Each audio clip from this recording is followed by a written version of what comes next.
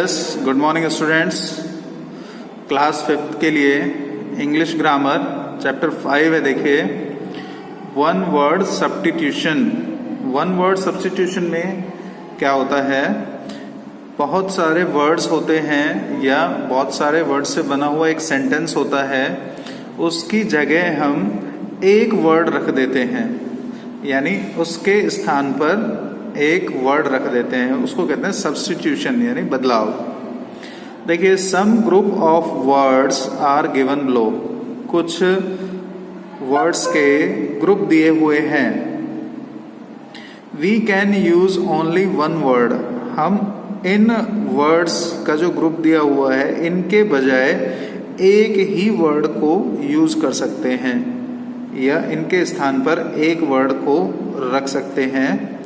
Printed in colour type, जो ये colour type में जो प्रिंटेड हुआ है इसकी बात हो रही है। For each of these group giving it's full meaning. जब हम इस पूरे ग्रुप का मीनिंग निकालेंगे तो भी वही मीनिंग निकलेगा जो हम इस एक वर्ड का मीनिंग निकालेंगे, यानी इन सेंटेंस का और इन वर्ड्स का मीनिंग एक ही है। This is called substitution of one word for a group of word. और ये क्या कहलाता है? सब्स्टिट्यूशन कहलाता है। वन वर्ड, एक वर्ड का substitution for a group of word, पूरे ग्रुप ऑफ वर्ड के लिए एक वर्ड, यानी समूह, शब्द समूह के लिए एक शब्द, या आप ये कह सकते हो वाक्य के लिए एक शब्द। ये वन वर्ड सब्स्टिट्यूशन होता है। Such word are very important in the language to make the speech concise and effective.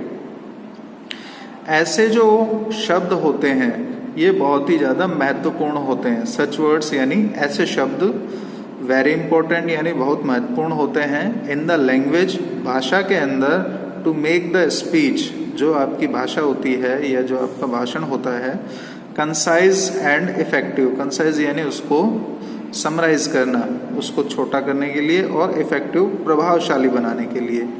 Such words are very important in the language to make the speech concise and effective. ऐसे जो शब्द होते हैं ये हमारी भाषा को या हमारी भाषण को छोटा और प्रभावशाली बनाने में बहुत महत्वपूर्ण होते हैं। So learn them by heart. आपको इनको मन से याद करना है। These words are given against each group of words. ये जो वर्ड हैं ये हर एक ग्रुप वर्ड के सामने दिए हुए हैं। तो आइए हम शुरू करते हैं। देखिए, फर्स्ट है आपका ए पर्सन हु टीचेस। वह व्यक्ति जो अध्यापन कराता है या जो पढ़ाता है, क्या कहलाता है? टीचर यानी शिक्षक। ए person who is the head of A school. वह व्यक्ति जो विद्यालय का मुखिया होता है या प्रधान होता है, वो क्या कहलाता है? हेडमास्टर या प्रिंसिपल, जिसको हम प्रधानाध्यापक या प्रधानाचार्य बोलते हैं। नेक्स्ट देखिए, a person who delivers letter. A person who delivers letters. एक व्यक्ति जो चिट्ठियों को आप तक पहुंचाता है, वो क्या कहलाता है? पोस्टमैन यानी डाकिया। नेक्स्ट देखिए, a person who treats the patient. वह व्यक्ति जो रोगियों का इलाज करता है, वह क्या कहलाता है? डॉक्टर। तो हम क्या है, इस पूरे सेंटेंस के बजाय इस एक वर्ड को रखकर काम चला सकते हैं, इसलिए वन वर्ड सब्स्टिट्यूशन होते हैं। देखिए, डॉक्टर, डॉक्टर को हम क्या कहते हैं? चिकित्सक। ए person who is suffering from a disease. एक व्यक्ति जो किसी बीमारी से बीमार हो या किसी रोग से पीड़ित हो, तो उसे हम क्या कहेंगे? पेशेंट। पेशेंट यानी रोगी। देखिए, डिजीज, डिजीज यानी बीमारी, सफरिंग यानी पीड़ित होना, और पेशेंट रोगी। ए पर्सन हु हंट्स। एक व्यक्ति जो शिकार करता है, वह क्या कहलाता है? हंटर, शिकारी। हंट्स यानी शिकार करना, और शिकार करने वाला क्या कहलाएगा? हंटर यानी शिकारी। ए पर्सन हु ड्राइव्स व्हीकल्स, एक व्यक्ति जो यातायात के साधनों को या मोटर वाहन को चलाता है वह क्या कहलाता है? ड्राइवर यानी चालक, या मोटर वाहन चालक कह सकते हो या यातायात चालक भी कह सकते हो, driver. A man who is not married, a man who is not married, वह व्यक्ति जिसका विवाह नहीं हुआ हो या जिसकी शादी नहीं हुई हो उसे क्या कहते हैं? अविवाहित होता है वो, तो उसे हम बैचलर कहेंगे, कुंवारा, बैचलर यानी कुंवारा। A person who loves his country, country यानी देश, वह व्यक्ति जो अपने देश से प्रेम करता है वह क्या कहलाता है? पैट्रियट, पैट्रियट यानी देशभक्त। ए पर्सन,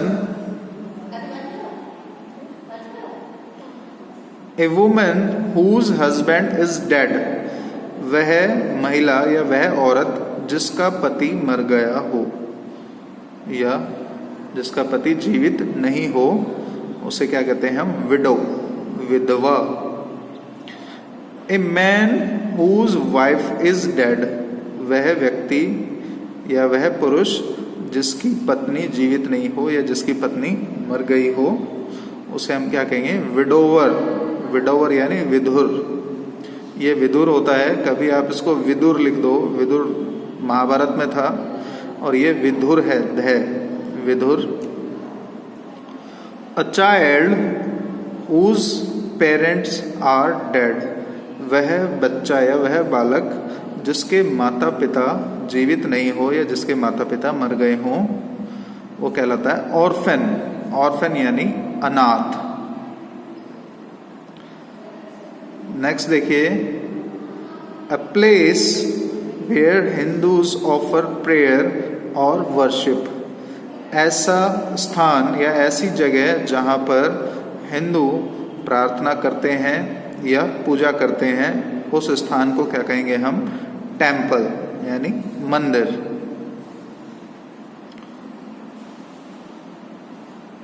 नेक्स्ट देखिए, a place where Muslims offer prayer, वह स्थान या वह जगह जहां मुस्लिम्स प्रार्थना करते हैं, प्रेयर यानी प्रार्थना, उसको हम कहते हैं मॉस्क्यू, मॉस्क्यू यानी मस्जिद। नेक्स्ट देखिए, a place where Sikhs offer prayer, वह स्थान या वह जगह जहां पर सिख प्रार्थना करते हैं, तो वो होता है गुरुद्वारा। तो गुरुद्वारा का तो हम हिंदी में भी गुरुद्वारा ही कहेंगे। A place where Christians offer prayer, वह स्थान जहां पर ईसाई लोग, क्रिश्चियंस यानी ईसाई, ईसाई लोग प्रार्थना करते हैं, उसे हम क्या कहेंगे? चर्च, चर्च यानी गिरजाघर। Killing of one man by another, एक व्यक्ति द्वारा दूसरे को मारना, यहाँ मारने से मतलब जान से मारना है, एक व्यक्ति द्वारा दूसरे व्यक्ति को मारना या जान से मारना क्या कहलाता है? मर्डर, मर्डर यानी कत्ल या हत्या। किलिंग ऑफ वन सेल्फ, स्वयं को मारना या स्वयं को जान से मारना क्या कहलाता है? सुसाइड, सुसाइड यानी आत्महत्या। To carry away a person by force, किसी व्यक्ति को जबरदस्ती ले जाना या बलपूर्वक ले जाना क्या कहलाता है? किडनैप, किडनैप यानी अपहरण। Life history of a man written by himself, किसी व्यक्ति द्वारा खुद के जीवन चरित्र को लिखना, किसी व्यक्ति द्वारा खुद के जीवन के बारे में या उसके पूरे जीवन की कहानी को लिखना। अगर वह व्यक्ति स्वयं लिखता है खुद के जीवन की कहानी तो वो कहलाती है ऑटोबायोग्राफी, ऑटोबायोग्राफी यानी आत्मकथा, आत्मकथा या आत्मचरित्र। Life history of a man written by another, किसी व्यक्ति के जीवन की कहानी या जीवन चरित्र या जीवन की कथा किसी दूसरे व्यक्ति के द्वारा अगर लिखी जाए तो उसे कहते हैं बायोग्राफी, जीवनी या जीवन चरित्र कहते हैं। A large number of people, ऐसी जगह जहां पर बहुत सारे लोग हों या एक ही समुदाय के बहुत सारे लोग हों, तो वो कहलाती है आपकी मेजॉरिटी। मेजॉरिटी यानी बहुमत या बहुसंख्यक, जहां पर बहुत सारी संख्या हो तो उसे हम कहेंगे बहुसंख्यक। नेक्स्ट देखिए, a fewer number of people, fewer यानी जहां पर संख्या कम हो, कम। नंबर ऑफ पीपल यानी जहां लोगों की संख्या कम हो, वो कहलाती है आपकी माइनॉरिटी यानी अल्पमत या अल्पसंख्यक।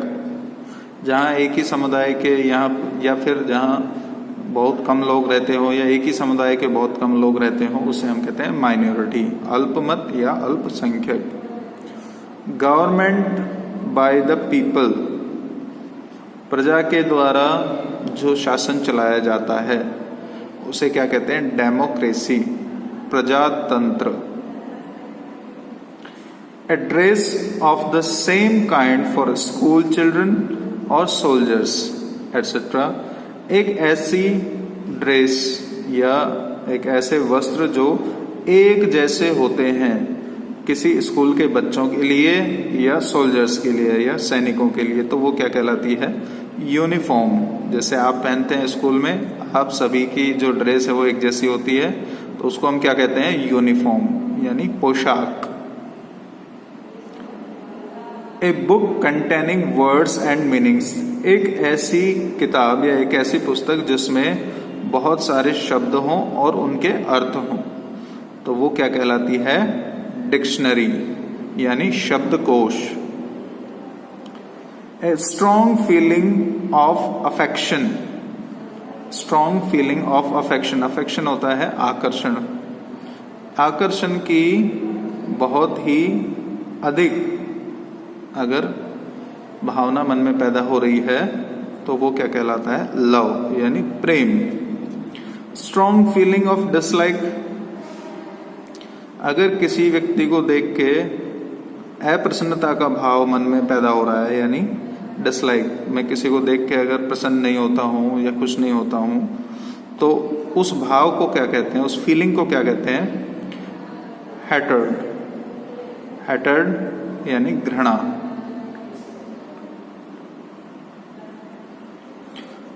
The time of day break, the time of day break यानी जब सुबह सुबह यानी दिन की शुरुआत का समय क्या कहलाती है? सुबह कहलाती है, मॉर्निंग यानी प्रातःकाल।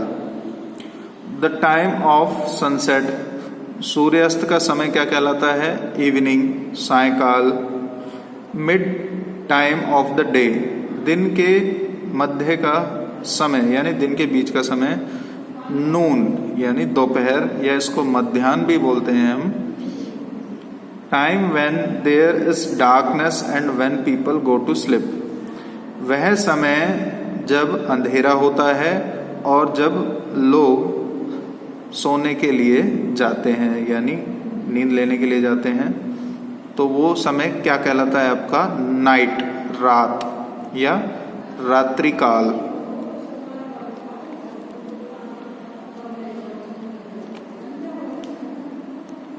नेक्स्ट देखिए,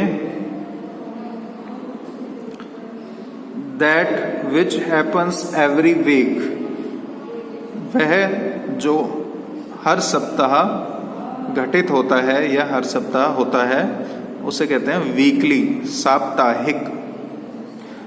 that which happens every 15th day, जो हर 15 दिन में घटित होता है या हर 15 दिन में होता है उसे कहते हैं हम फोरनाइटली। फोरनाइटली यानी पाक्षिक, क्योंकि 15 दिन का एक पक्ष होता है और 15 दिन का दूसरा पक्ष होता है, इसलिए हम उसे कहते हैं पाक्षिक। That which happens every month, जो हर महीने घटित होता है उसे हम कहते हैं मासिक, मंथली यानी मासिक। That which happens every year, जो हर वर्ष या हर साल घटित होता है, हर साल होता है, उसे हम कहते हैं ईयरली, वार्षिक। A land thickly covered with trees, एक ऐसी भूमि या ऐसी जमीन जो घने पेड़ों से, ट्रीज यानी पेड़ों से, और कवर्ड ढकी हुई हो, घने पेड़ों से घिरी हुई हो या ढकी हुई हो, उसे क्या कहते हैं हम? फॉरेस्ट, जंगल। क्या कहेंगे उसे?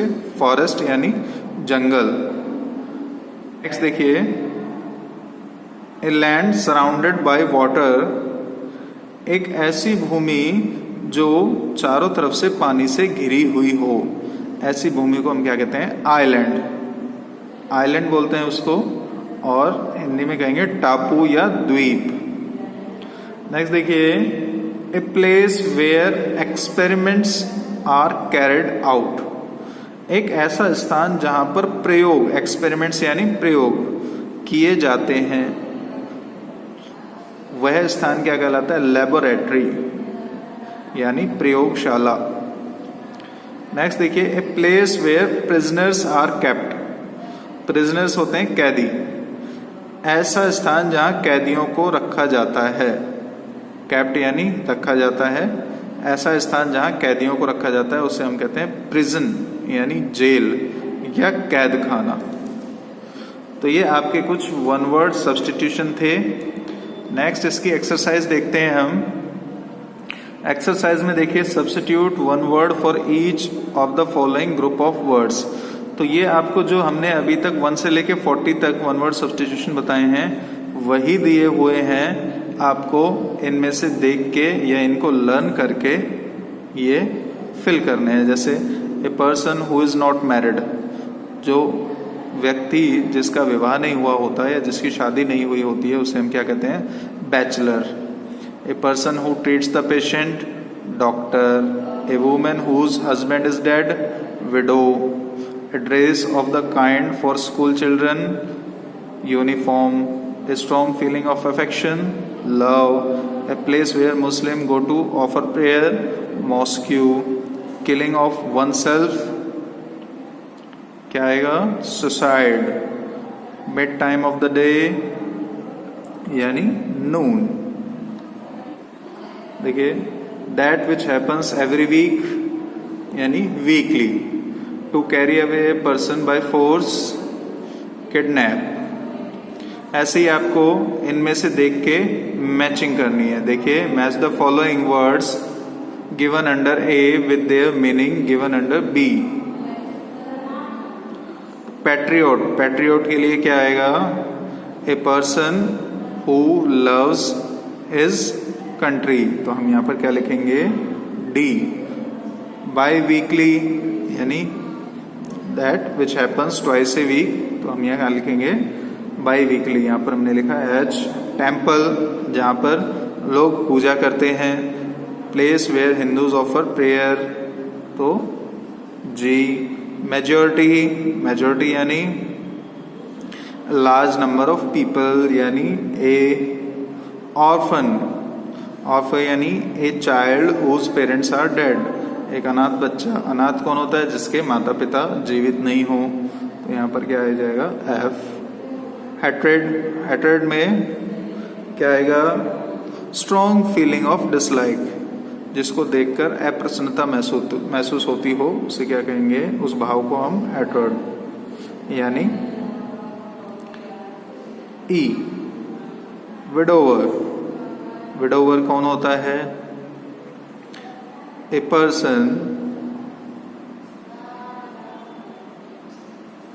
person whose wife is dead या a man whose wife is dead.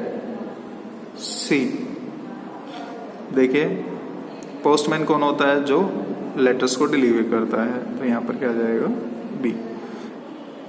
Give one word for the italicized group of words in the following sentence.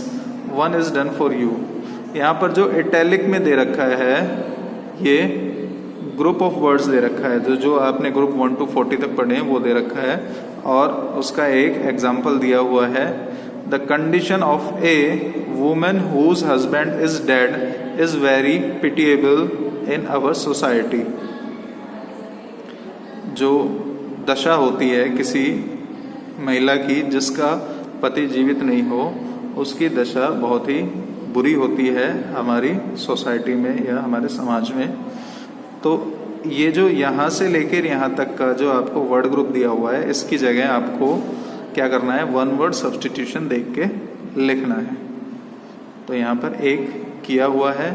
Next जैसे do you know that he is one who can not read और right. जो ना तो read कर सकता है ना right कर सकता है, यानी जो लिखना और पढ़ना नहीं जानता हो, उसको हम क्या कहते हैं, अनपढ़, illiterate. This is the place where prisoners are kept. कैदियों को कहाँ रखा जाता है, कैद खाने में, prison. This is the man who is not married, जिसका विवाह नहीं हुआ हो उसको bachelor. This is a place where animals, birds etcetera are kept. ऐसी जगह जहाँ पर एनिमल्स, जानवरों को और पक्षियों को रखा जाता है। कौन सा स्थान होता है वो, कौन सी जगह होती है, जू, चिड़ियाघर। तो आप इस तरीके से इसको फिल करेंगे और इनको अच्छे से याद करेंगे ताकि आपको किसी तरह की कोई समस्या नहीं आए। अच्छे से इनको समझेंगे और इन एक्सरसाइज की प्रैक्टिस करेंगे। Thank you.